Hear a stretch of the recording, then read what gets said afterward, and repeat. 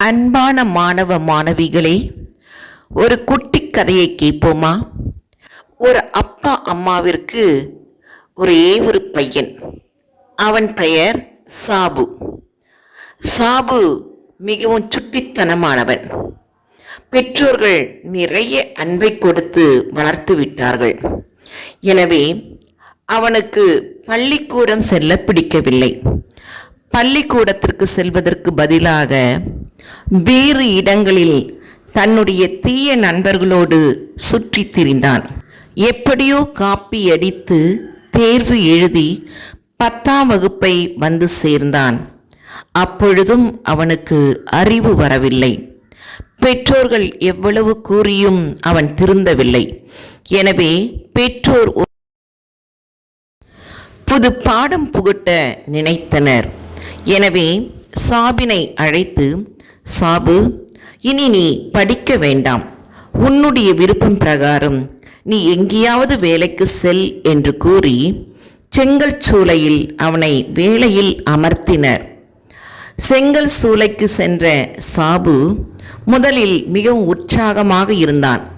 ஏனென்றால் புத்தகத்தை எடுத்து படிக்க வேண்டாம். எனவே அவனுக்கு ஒரே சந்தோஷம். நாட்கள் செல்ல செல்ல அவனுடைய கைகளை பார்த்தான்.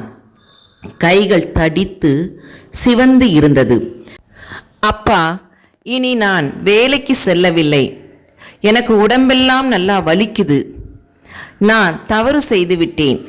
இனிமேல் நீங்கள் சொல்வது போன்று பள்ளிக்கூடத்திற்கு சென்று படித்து முதல் மாணவனாக வருவேன்.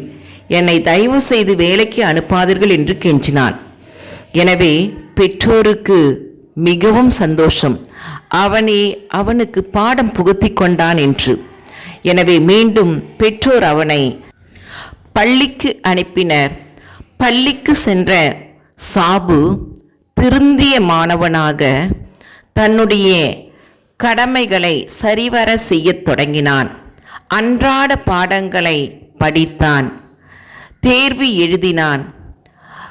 ஆண்டு இறுதியில் தேர்வெழுதி முதல் மாணவனாக அவன் வெளியில் வந்தான். இப்பொழுது சாபு ஒரு தொழில் அதிபர்.